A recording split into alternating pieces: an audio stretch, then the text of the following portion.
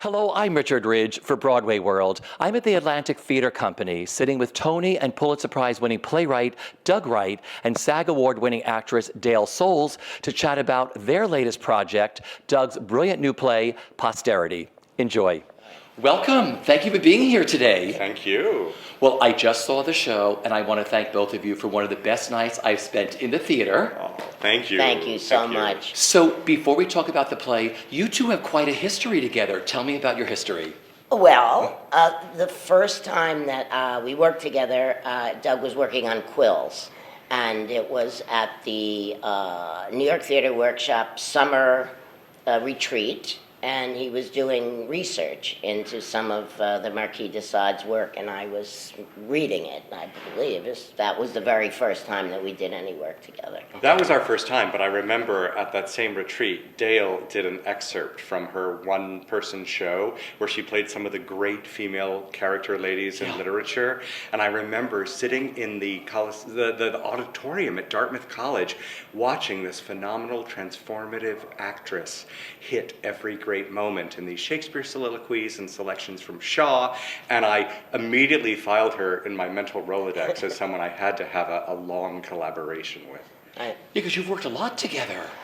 Well, we did Grey Gardens together, and I covered Mary Louise Wilson and was very lucky that she had negotiated a month's vacation in, so I knew I was going to get a nice long chunk of playing it. And that is a stunning piece of work as far as I'm concerned. And we did Hands on a Hard Body just last season. For 2 years, we workshopped it. And my gosh, on and on. That role was very much written with Dale in mind, and the role she's playing in Posterity was emphatically written for her. I knew I wanted to work with her again, and I wanted to create what I hoped would be a kind of showpiece for her, and she is fulfilling it 10 times over. She's just stunning in the play. Brilliant. And showing everything, apparently. Yes, you do. A big showpiece. Beautifully. I promised her the first nude scene since Hair. Totally. And we both and it's delivered. a big nude scene. And we both went to lose weight. Immediately. Yeah. Well, it's absolutely stunning. Let's get into the play. How did the play originally come about? I was traveling in Oslo, and I was at a museum dedicated to the sculptures of a little-known Norwegian sculptor, Gustav Vigeland. Very well known in Norway, but less so here in the States. And I saw a series of 6 plaster studies he'd done for a bust of Ibsen. But in each study, Ibsen looked progressively more diminished. His cheeks fell in, his eyes fell back, his face became very, very thin and emaciated, and I learned that Vigeland started to sculpt him at about the time he had a serious stroke. So every time Vigeland showed up to complete another study, his physiognomy had so changed he was almost unrecognizable. And I thought that Vigeland wound up with something much more compelling than a bust, which was 6 images of a man descending into his own grave, and I was so moved by it. And I thought perhaps it was the seed of a play, and that's how the play came to mind, which makes it sound very baleful, but I hope you'll agree when I say that it has an enormous amount of humor, much of it supplied by our beautiful friend here. So it's a pretty rousing evening, even if it seems like it might be a somber one. You know, I always ask playwrights, was it easy to birth this baby? Was it a difficult or challenging play for you to write, or what unlocked it for you? Oh, such a great question. And I think this one sort of really just burst forth. And I think the plays that are most thrilling to write do. You're transcribing the voices in your head, and sometimes you can't even keep up with them. So this one, much to my own surprise, wrote very quickly. And of course, then it's a rigorous 2 to 3 years of redrafting. But initially, it came very fast. Okay. And how did you get the play, and what were your initial thoughts when you read it? Well, when Doug sent it to me, I think about a year ago, maybe a little bit more than that, my first thought was, oh, this is fantastic. I love the play. I love the issues that it looks at. Posterity, I've been doing a lot of thinking about trying to write about my own family, because none of them have ever had the privilege of having time to actually contemplate their lives. And so, on one shoulder, I have the person saying, the voice, I don't know, saying, look, their secrets, it costs them a lot to keep those secrets. Who are you to tell them? Mm-hmm. And on the other, it's like, well, but they're my heroes. And I feel like I'm the only person who could tell them. Yes. And so I guess for me, this play has a lot of resonance in terms of what will I leave of my ancestors for posterity. Yeah.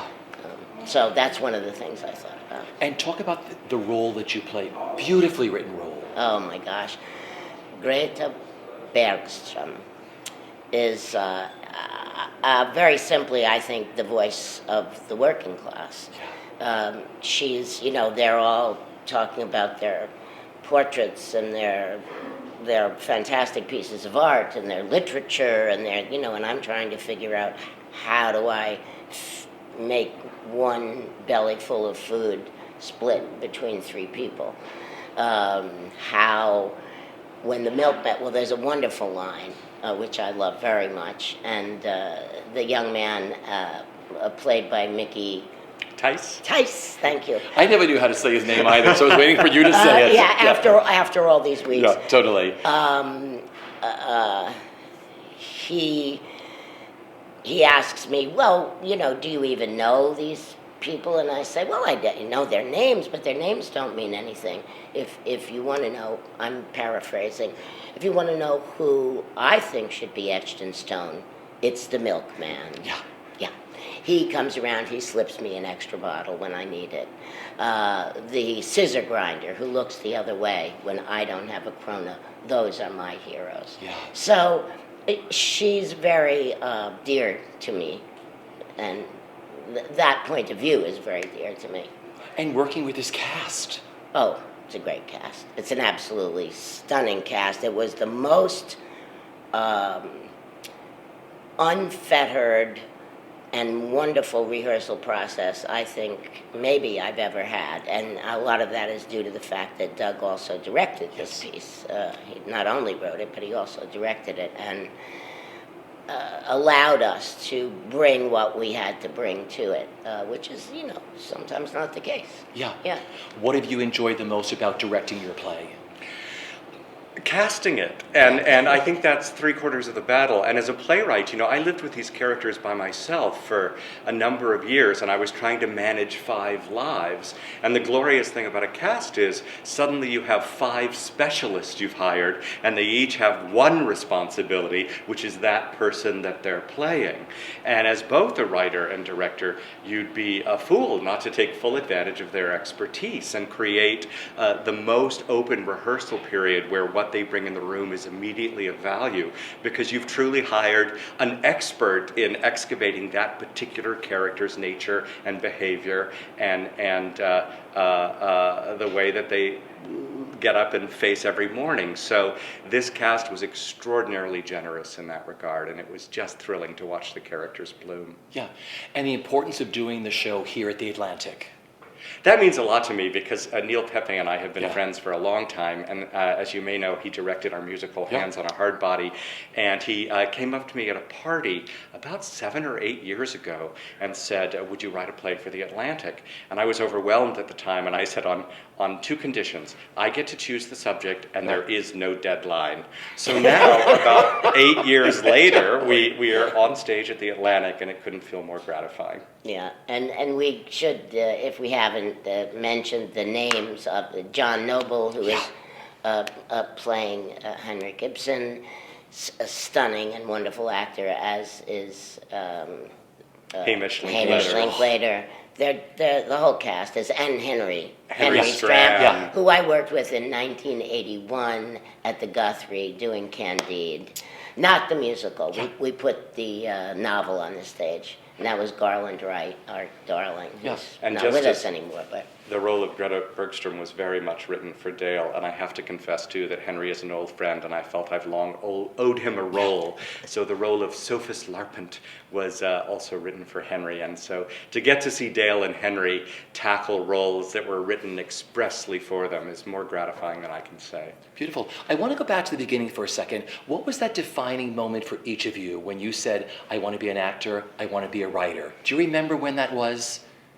I remember seeing, Yeah. absolutely, a production of Engelbert Humperdinck's Hansel and Gretel, the opera, and seeing the witch appear behind a scrim looking ferocious. And I was about 5 years old, and I dug down in my seat and thought, this is the most thrilling thing I've ever seen in my life. So that, for me, was probably the moment lightning struck. Yeah. And Dale, for you? Well, for me, I was living in Greenwood Lake, New Jersey, in a house with no running water, and which meant nothing to us, but to the outside world, that meant maybe we were dirty. I was rather shunned by my peers, and I had a teacher in my junior high school, Howard Ball, who told me something called the theater existed. And he told me the story of 3 plays: Oklahoma, Brigadoon, and Riders to the Sea. Why? Who knows? Which did you like best? Oklahoma. Which character did you like best? Ann Eller. Why Ann Eller? Well, I said, because she was the peacemaker. Interesting, yeah. If Ann Eller wasn't there, they all would have shot each other at the hoedown and the play ends. So he said, okay, if I can convince the music teacher to do a production of this, we will do it.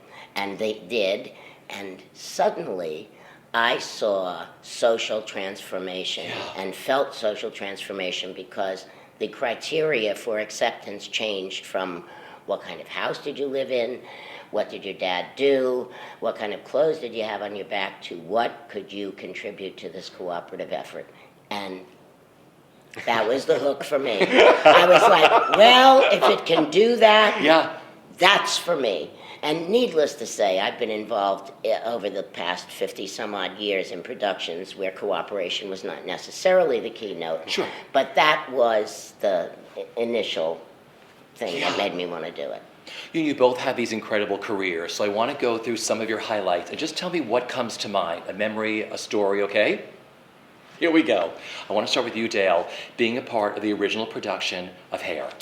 Yeah, well, I was doing tech work backstage for my first 4 years in New York, and I saw this phenomenon. I think I saw it at the Public, or I might have seen it at the Cheetah. I'm really not even sure where I saw it first, but that was it. I was like, I'm going to get in this.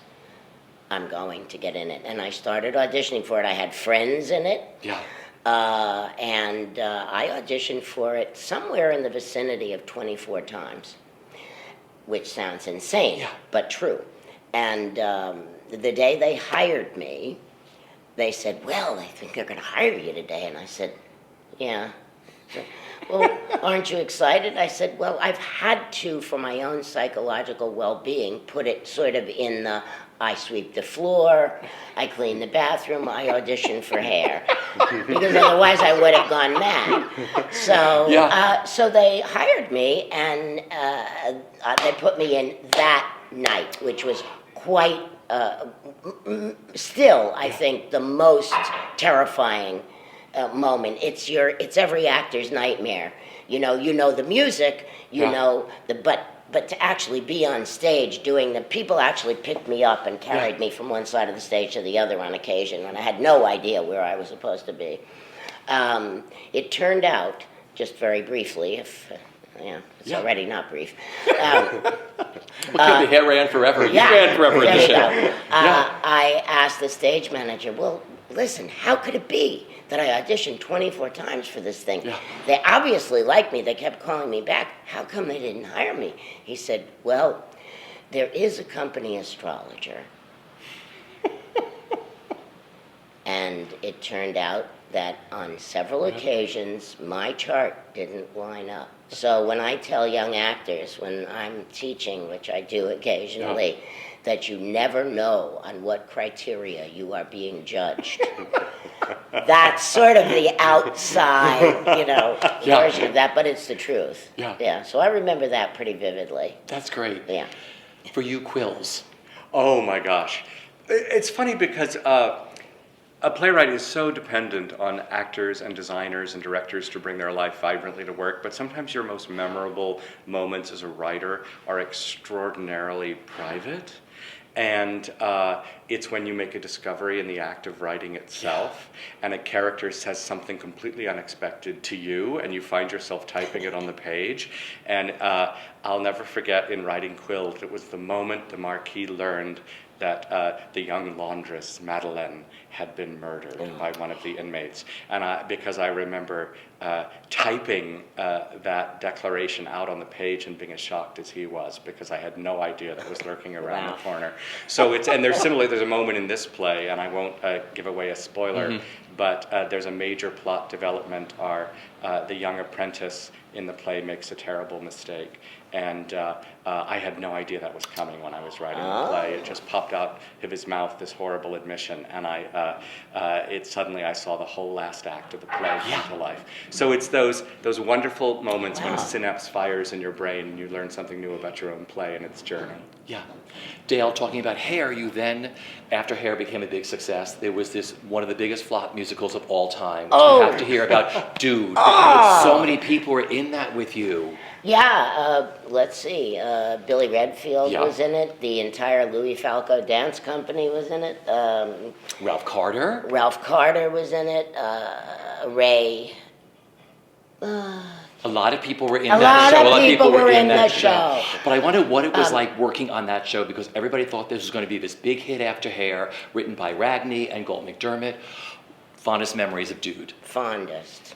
Is there a fond memory of Dude? Well, the day we decided to pack it in. Okay. Honestly, it was from the beginning highly questionable if actually there was any story there.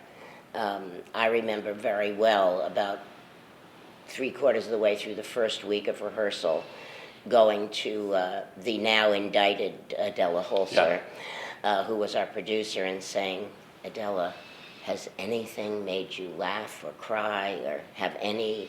And she said, no. And I said, well, and you could sort of like Scrooge McDuck see the dollar signs flip into her eyeballs. And she said, but I didn't understand Hair either. And I made a lot of money. So on we went. There was dirt. There wasn't supposed to be dirt on the stage. It went in places it shouldn't have gone, and terrible things happened to us. We got all kinds of sprues and diseases. I was the deputy. Oh my gosh. And, Jerry was racing around, pulling microphones out, screaming, there will be no Dude without dirt. And you can't even. Then they brought in sterilized dirt, and that flew all over the first 3 rows of the audience. And so I created a character that wore a tank on my back and sprayed that down. I mean, we had 2 directors. Rocco Buffano started directing it, and Tom O'Horgan. Yes, and Tom, I will never forget the day he walked in. We were all out in the alley, and we said, "Tom, please," because most of us had done either Hair or Superstar. You know. Tom, please, don't. Just let it go. Yeah. And he said, "Well, when they showed this to me first, I said, there's nothing here." But he said, they just offered me $1 million. Yeah. So my babies, I'm going to do it. So then there were lots of changes in the cast and the costumes and it was insane. Yeah. Winning the Pulitzer Prize and I Am My Own Wife. Well, if I'm not mistaken, I think Dale was a part of that day. I was. We were doing a reading at the New York Theater Workshop of the Gnädiges Fräulein. Yes, this crazy Austrian play by this man named Werner Schwab, and it was you and Lola Paschalinsky and Jane Howdeshaw. And they were in the middle of the second act, and an intern knocked on the door, and I said, quiet, we're doing a reading. And the intern knocked more insistently, and finally the intern passed me a little handwritten note that said, your publicist is on the phone, you won the Pulitzer Prize. And I had to look at these 3 gorgeous, remarkable actresses and say, see ya, and slip out the back. I don't think I can, you were fatsootz. I was pretty overwhelmed, and you get on the phone and your publicist has 35 newspapers lined up to speak to you, and I just had to hang up and call my parents. So that was a thrilling day. And oh my gosh. I've learned with some distance and some perspective what it means, and it means a great deal. But what it means is this: for one brief, shining moment in your career, there was general consensus among the literati that perhaps you could write. And it means all of that, which is a great, great deal, and all of that, which is very little indeed. So every time you sit down to face the blank page, you have to prove yourself all over again. So sorry. Yeah. The magic show for you. Yeah. I mean, the songs you had to do in that show too. What was the whole experience like for you? Well, it had its nightmarish qualities as well. I had to learn a whole other profession. I had to learn how to be a magician's assistant, as well as singing, dancing, and acting. We had 4 weeks of rehearsal, no out-of-town anything. It was something. But the songs I got to sing, I Want to Be a Lion Tamer and West End Avenue, are just beautiful songs, and I still love them very much. It was a great experience overall. Doug Henning was one of the sweetest, most truly filled with this, my teeth always want to buck a little when I talk about him, it was fantastic, Dale. He just truly believed. He believed so much that one night when I came off stage, I did something, sword levitation. Yeah. I was cut in 4 pieces. I was burned alive. I was, and you're still here. And I'm still here. But some of those grand illusions are actually death-defying, honestly. And if you don't do them correctly, you don't come out of it. Sure. You don't come out of it, period. So the sword levitation was done approximately 15 feet in the air on a platform. Everything was subjugated to the illusions, which meant I had to sing Lion Tamer on my knees about this far from Alico. And we came off stage, and he hypnotized me and put me on the swords after singing Wouldn't He Have to Finally Notice Me? Nope. No. And so when we came off stage, he said, Dale. I said, yeah? He said, do I ever really hypnotize you? And I thought, oh dear.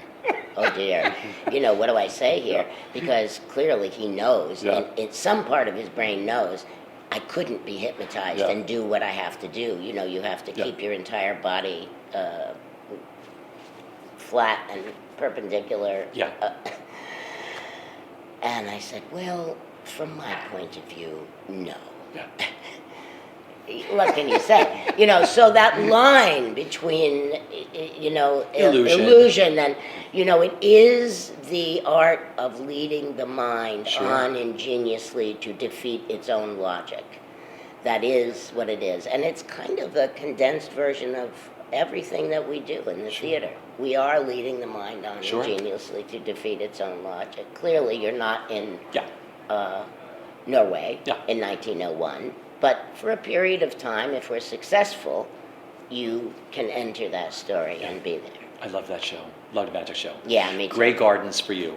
Oh, wow. That was amazing. I think the most touching thing about that was when Scott Frankel brought me the material. It was his labor of love. And he said that late in her life, little Edie had been informed that there would be a musical based on the film, and she said that was wonderful, because while she adored the film and thought it was a true masterpiece, she always believed it needed more singing and dancing. And so we were able to bring that to little Edie, and it's getting a wonderful revival this summer in Sag Harbor at the theater there, and Michael Wilson is going to direct it. And so it'll be nice to see little Edie on her home turf. Sure. Hands on a Hard Body, working together and creating a new musical together, what that was like for the two of you. That was one of the biggest highs and most disillusioning disappointments, because I think Dale and I both felt such a sense of mission and joy in that show. And a show's ultimate fate on Broadway is oftentimes at odds with the journey there, because it was one of the most joyous, creatively fertile, rewarding, and exhilarating journeys I've ever taken. And we were all so deeply proud of the show. So the fact that we failed to attract an audience was very bittersweet indeed, but it still marks as probably 3 of the happiest creative years of my life. And very, on top of that, very critically acclaimed. Mr. Isherwood came out to La Jolla to review us and gave us a stunning review. So I mean, there was you just couldn't. We were both heartbroken. Yeah. I'm still heartbroken. I have the album. We did get to cut a CD, which I'm very happy about. But I have it on a play. It's in a playlist, which I always forget, and I put the playlist on. And when that comes on, I just burst into tears, like I'm 5 years old, like weeping like I've never done in any other way, and in any other reason. Yeah. Not even. It was heartbreaking. Sure. Because, and some people will say that, and they say, "Oh, that's showbiz." Say, well. Sometimes it's really not. Yeah. Sometimes the investment is so great and you feel that the story is so important to be heard and that the people's stories that were being told who are rarely heard, didn't get to hear them, nor did people who don't hear them normally get to hear them. And so for that reason, it was just very tough. But working on it was really wonderful. Yeah. Being a part of Orange is the New Black. Oh, boy. Brilliant on that. Winning the SAG Award. Oh, yeah. And how did you get it back here? Well, the whole story is very funny. First of all, when I knew that we were invited to go, I just went into an absolute tailspin because I thought, what do I wear?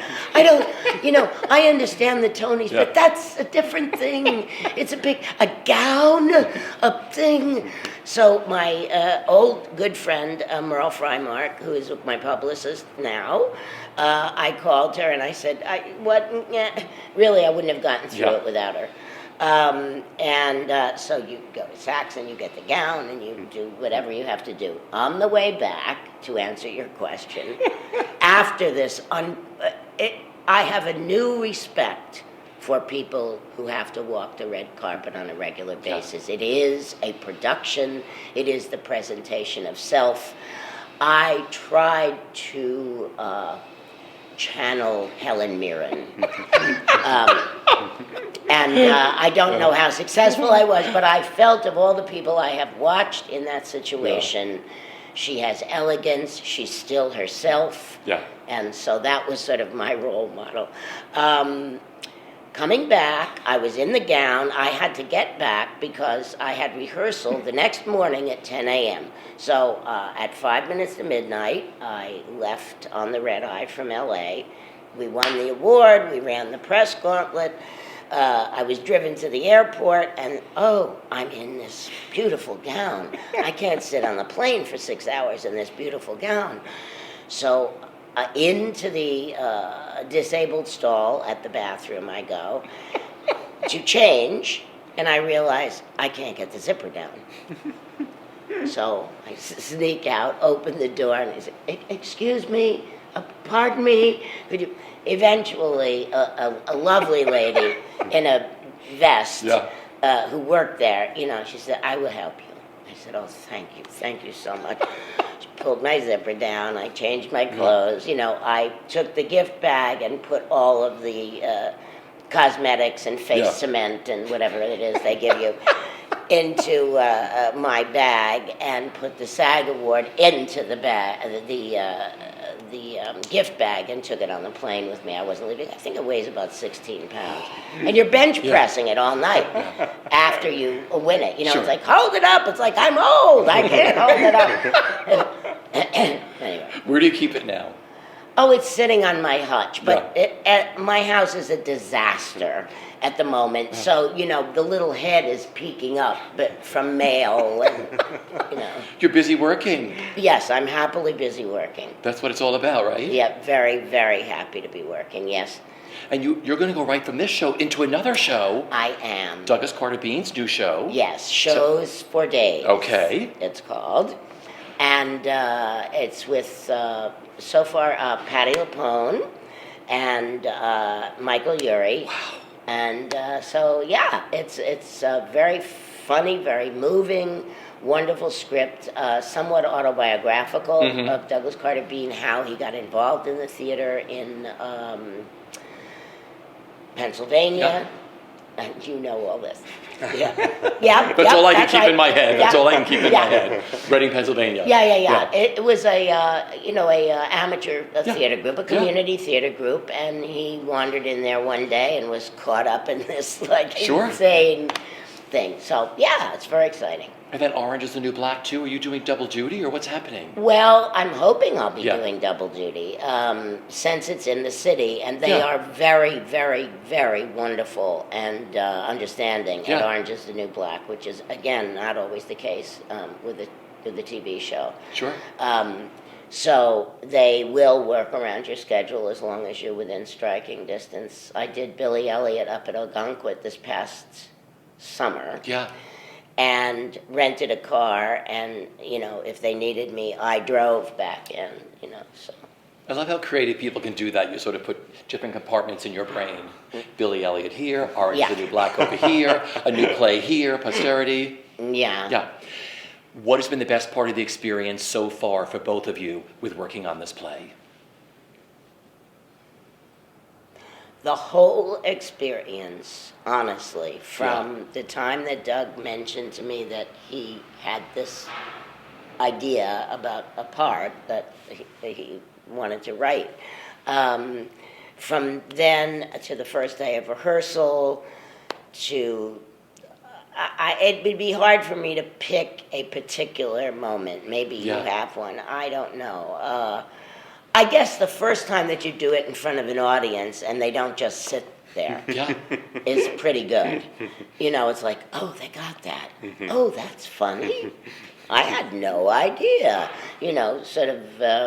So that's a great moment. Sure, you have that other component, which of course is one of the most important, which is the audience. Which is the most important. Sure, It's the most important, yes. It's a conversation, and that's the great thing about theater is you're live there having that conversation. Amazing. Doug, for you. I think we forget that the people who underwrite the nonprofits in New York aren't just the donors and the boards and the corporations, but the artists who work in it. And any actor who takes a role off Broadway has to do so at usually a financial loss in the face of enormous personal risk. They need a television or film income to be able to say yes to the salaries that unfortunately the nonprofit pays. And this is true across the board. The Atlantic is one of the most generous and hospitable places to work ever. But off Broadway is hard. So for me to hear not just one yes, but 5 yeses from extraordinary artists who were willing to commit to my play. Remarkable designers. Derek McLean was running back to our tech from the Oscars, which he just designed. So to do Off Broadway is a labor of love. So the fact that this team took a leap of faith on the play and said yes to it. Every time I got a phone call that said, Dale is confirmed, or Hamish is confirmed, or Susan Hilferty is doing your clothes, had me on cloud 9 for about 48 hours. Sure. Thank you so much for doing this today. Thank you. In the midst of rehearsals. You're going to rehearsal now. Yeah. Yep. Well, maybe breakfast. Breakfast, then rehearsal, and then rehearsal.